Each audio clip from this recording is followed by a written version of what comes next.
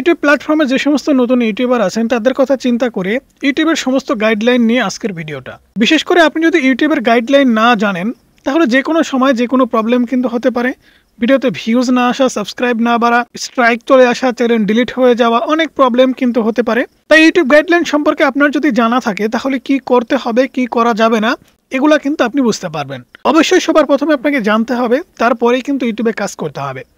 এক নম্বরে যে গাইডলাইন সেটা হচ্ছে কমিউনিটি গাইডলাইন। কমিউনিটি গাইডলাইন এমন একটা গাইডলাইন যেটা কিনা আইন কানুনের মতো, অর্থাৎ ইউটিউবের যে সমস্ত আইন কানুন আছে এই সমস্ত কিছু কিন্তু এই কমিউনিটি গাইডলাইনের ভিতরে আছে।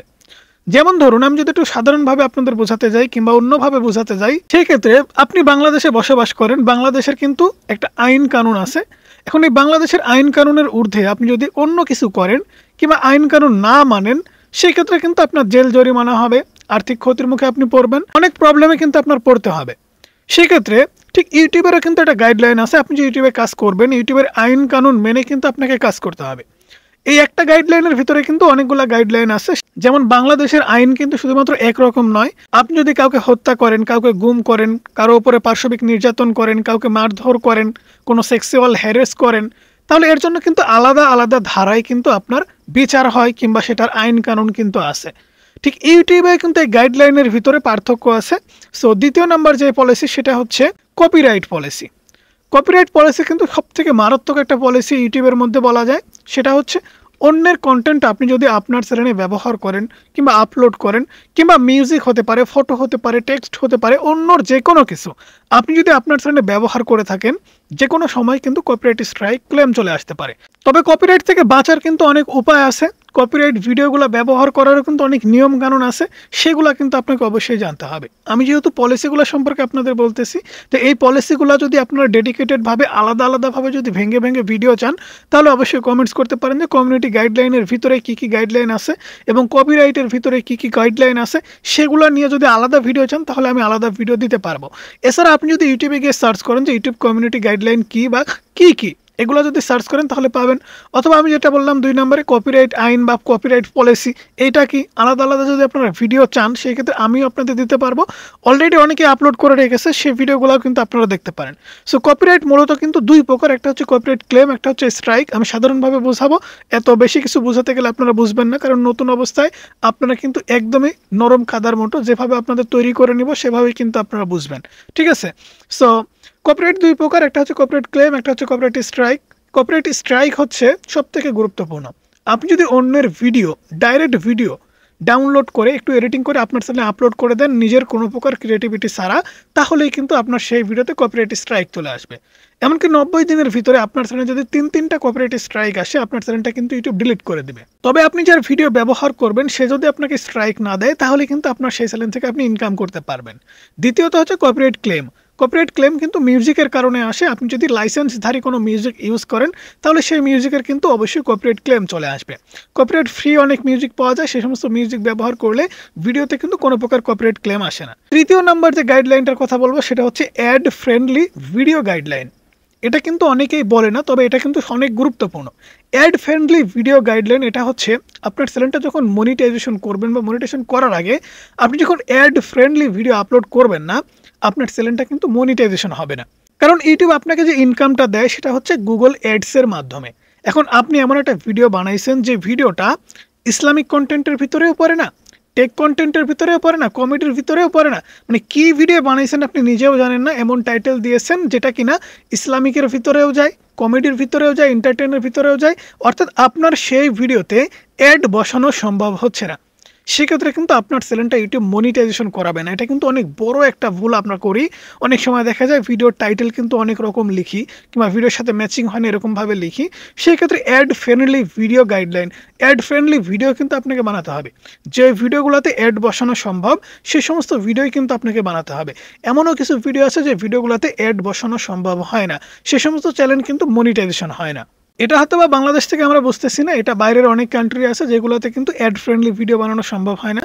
আবার দেখা যাচ্ছে অনেকে স্পন্সর ভিডিও করেন কিংবা দেখা যাচ্ছে কোনো প্রোডাক্ট রিভিউ করতেছেন, সেই প্রোডাক্ট রিভিউ ভিডিওতেও কিন্তু অনেক সময় অ্যাড বসানো সম্ভব হয় না। অটোমেটিকলি দেখবেন সে সমস্ত ভিডিওর অ্যাডস কিন্তু ব্লক হয়ে যায়, অথবা দেখা যাচ্ছে আপনার চ্যানেলটা মনিটাইজেশন হয়ে গেছে, মনিটাইজেশন আইকনটা লিমিট হয়ে যাচ্ছে, হলুদ হয়ে যাচ্ছে। সেই ক্ষেত্রে কিন্তু এই অ্যাড ফ্রেন্ডলি ভিডিও কিন্তু আপনাকে আপলোড করতে হবে। চতুর্থত যে গাইডলাইন সেটা হচ্ছে spam and scam guideline. Spam অথবা স্ক্যাম, প্রতারণামূলক অথবা ভুল তথ্য দেওয়ার মতো গাইডলাইন। অর্থাৎ আপনার চ্যানেলে আপনি যদি কোনো প্রকার প্রতারণামূলক ভিডিও আপলোড করেন, ভুল তথ্য দিয়ে ভিডিও আপলোড করেন, তাহলে কিন্তু এই কমিউনিটি গাইডলাইন স্ট্রাইক বা ওয়ার্নিং আপনার চ্যানেলে চলে আসবে। অর্থাৎ বাংলাদেশ পুলিশ আপনাকে ধরে নিয়ে যাবে। আপনি যদি বাংলাদেশের আইন কানুন মেনে কাজ না করেন, তাহলে অবশ্যই বাংলাদেশ পুলিশ আপনার বাড়িতে এসে ধরে নিয়ে যাবে। ঠিক এরকম ইউটিউবে আপনি কাজ করতেছেন, ইউটিউবের গাইডলাইন হচ্ছে স্প্যাম অ্যান্ড স্ক্যাম। অর্থাৎ আপনি প্রতারণামূলক ভিডিও আপলোড করতেছেন, সেই ক্ষেত্রে ইউটিউবের তরফ থেকে আপনাকে ওয়ার্নিং দেওয়া হবে এবং স্ট্রাইক দেওয়া হবে যদি রেগুলার আপনি কাজগুলো করতে থাকেন। তাই আপনি কোনো প্রকার প্রতারণামূলক ভিডিও আপলোড করবেন না, তবে স্প্যাম করবেন না। স্প্যাম হচ্ছে ভুল তথ্য দেওয়া। আপনার ভিডিওর ভিতরে হতে পারে আপনার ভিডিও একটা, টাইটেল লিখেছেন আর একটা, থাম্বনেল বসাইছেন আর একটা, এটাও কিন্তু এক ধরনের স্প্যাম। আবার দেখা যাচ্ছে স্প্যাম কিন্তু কমেন্টেও হয়। আমরা অনেক সময় কিন্তু ভিডিও দেখার পাশাপাশি ভিডিওতে কমেন্টস করি যে আমার চ্যানেল থেকে ঘুরে আসবেন, সাবস্ক্রাইব করে আসবেন, আমি নতুন চ্যানেল খুললাম, আমার চ্যানেল থেকে ঘুরে আসবেন। এরকম কিন্তু অনেক কমেন্টস আমরা করে থাকি। এ ধরনের কমেন্টস করলেও কিন্তু আপনি স্প্যামিং করবেন। সেই ক্ষেত্রে কিন্তু এই সমস্ত গাইডলাইনের কারণে আপনার চ্যানেলে ওয়ার্নিং চলে আসতে পারে, যার কারণে চ্যানেলটা ডাউন হয়ে যাবে এবং 90 দিনের ভিতরে 3টা স্ট্রাইক যদি চলে আসে, আপনার চ্যানেলটা কিন্তু ইউটিউব ডিলিট করে দিবে। 5 নম্বরে যে গাইডলাইনটার কথা বলবো সেটা হচ্ছে সংবেদনশীল কন্টেন্ট অথবা সেক্সুয়াল অ্যাডাল্ট কন্টেন্ট। 18+ যে ভিডিওগুলো আছে সে সমস্ত ভিডিও কিংবা সেক্সুয়াল কোনো কন্টেন্ট আপনি যদি আপলোড করেন, তাহলে কিন্তু আপনার চ্যানেলে কমিউনিটি গাইডলাইন ভায়োলেশন করবে। অর্থাৎ আপনি বসে আছেন, আপনার বাচ্চা বসে আছে, আপনার মা বসে আছে, আপনার স্ত্রী বসে আছে, এখন আপনি ভিডিও কিংবা ইউটিউবে স্ক্রল করতেছেন। স্ক্রল করতে করতে এমন একটা থাম্বনেল, এমন একটা পিকচার, এমন একটা ভিডিও চলে আসলো যেটা আপনার বাচ্চার সামনে কিংবা মা বাবার সামনে দেখা সম্ভব না। এমন ভিডিও আপনি যদি আপলোড করে থাকেন, সেক্ষেত্রেও কিন্তু আপনার চ্যানেলে ওয়ার্নিং আসতে পারে। তবে ইউটিউব কিন্তু একটা আপডেট নিয়ে আসছে, এখন থেকে আপনি আপনার বাচ্চার সামনে মোবাইল স্ক্রল করতে পারবেন। যেগুলা সেন্সিটিভ কিংবা সংবেদনশীল কন্টেন্ট কিংবা থাম্বনেল, সেগুলো কিন্তু অটোমেটিকলি ইউটিউব হাইড করে দিচ্ছে।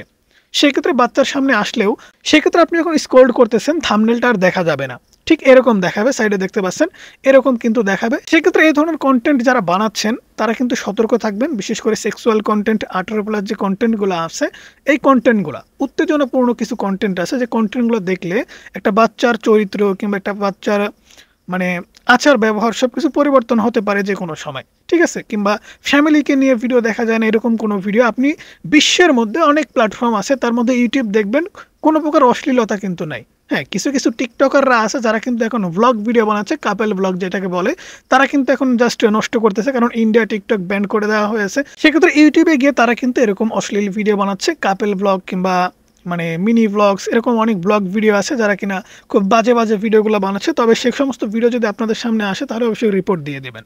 সো 6 নম্বরে যে গাইডলাইনটার কথা বলবো সেটা হচ্ছে harassment and dangerous guideline policy. So harassment and dangerous কন্টেন্টের ভিতরে হ্যারাসমেন্ট, আপনি কারো মানহানি করলেন, কাউকে উদ্দেশ্য করে আপনি এমন কিছু কথা বলতেছেন, সেক্ষেত্রে দেখা যাচ্ছে যে মিডিয়ার সামনে তার নাম ঢাম সবকিছু ধূলিসাৎ হয়ে যাচ্ছে, মানে ঘৃণাত্মক কোনো ভিডিও আপনি আপলোড করতেছেন।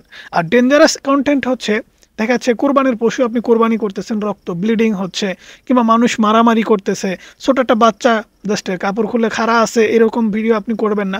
সেক্ষেত্রে কিন্তু হার্মফুল অ্যান্ড ডেঞ্জারাস কন্টেন্টের ভিতরে ভায়োলেশন হওয়ার কারণে আপনার চ্যানেলে ওয়ার্নিং অথবা স্ট্রাইক চলে আসতে পারে। তো এই ভুলগুলো করবেন না। অনেক সময় অনেকেই আমাকে মেসেজ করেন যে ভাই, ভিডিওতে হঠাৎ করেই ওয়ার্নিং চলে আসছে হ্যারাসমেন্ট পলিসির কারণে।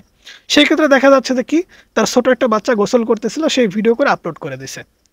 আসলে দেখেন, এখানে কিন্তু সেন্সিটিভ একটা কন্টেন্ট, কারণ আপনাকে অবশ্যই জানতে হবে এগুলা করা যাবে না। তো আপনি দেখা যাচ্ছে কোরবানির সময়, সামনে যেহেতু কোরবানির আসতেছে, আপনি দেখা যাচ্ছে কোরবানির পশু কোরবানি করতেছে, আপনি সুন্দর করে ভিডিও করে আপলোড করে দিচ্ছেন স্মৃতি হিসাবে, কিন্তু আপনার চ্যানেলে কিন্তু স্ট্রাইক চলে আসবে। কারণ এই ধরনের রক্তারক্তি অনেকেই কিন্তু দেখতে পারে না, এরকম মানুষ কিন্তু আছে। আবার একজনকে মারা হচ্ছে, কুপানো হচ্ছে, এরকম ভিডিও করবেন না কখনো, এগুলাও আপলোড করবেন না। করলেও সেখানে ব্লার করে দেবেন যেন বোঝা না যায়। ঠিক আছে, সেক্ষেত্রে কিন্তু কোনো সমস্যা হবে না। 7 নম্বর যে গাইডলাইন সেটা হচ্ছে অবৈধ পণ্য বা পরিষেবা। বিশেষ করে অবৈধ পণ্য যেমন গাঁজা আছে, মদ আছে যেগুলো নিষিদ্ধ, সেগুলো আপনি যদি নিয়ে ভিডিও বানান কিংবা অবৈধ পরিষেবা দেওয়ার চেষ্টা করেন, দেখা যাচ্ছে অনেক সময় দেখা যায় না যে আমরা বিদেশে যেতে গেলে ভুয়া পথে কিংবা বাংলাদেশের যে সমস্ত আইন কানুন আছে সেই সমস্ত নিয়ম কানুন লঙ্ঘন করে আমরা কিভাবে যেতে পারবো, এমন পরিষেবা কিন্তু অনেকেই দিয়ে থাকেন। সেক্ষেত্রে তাদের চ্যানেলটাও কিন্তু বেশি দিন টিকে না, ডিলিট হয়ে যায়। তাই আমি আপনাদের সবাইকে অনুরোধ করব যে গাইডলাইনগুলো আলোচনা করলাম এর ভিতরে কিন্তু অনেক গাইডলাইন আছে, এগুলা কিন্তু বেশিরভাগই প্রযোজ্য নয়। তবে আমি যেগুলো বললাম এগুলা কিন্তু অবশ্যই আপনাদের মানতে হবে। যদি এই বিষয়বস্তুগুলো আপনারা মানতে পারেন, জানেন, তাহলে কিন্তু খুব সহজেই আপনার চ্যানেলটা আপনি এগিয়ে নিয়ে যেতে পারবেন।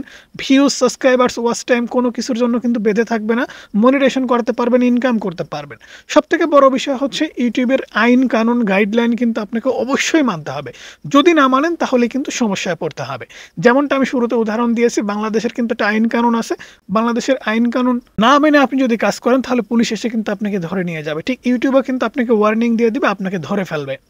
সো বন্ধুরা, সেই সাথে সাথে আজকের ভিডিও এ পর্যন্ত। এই ভিডিও কেমন লাগলো অবশ্যই জানাবেন।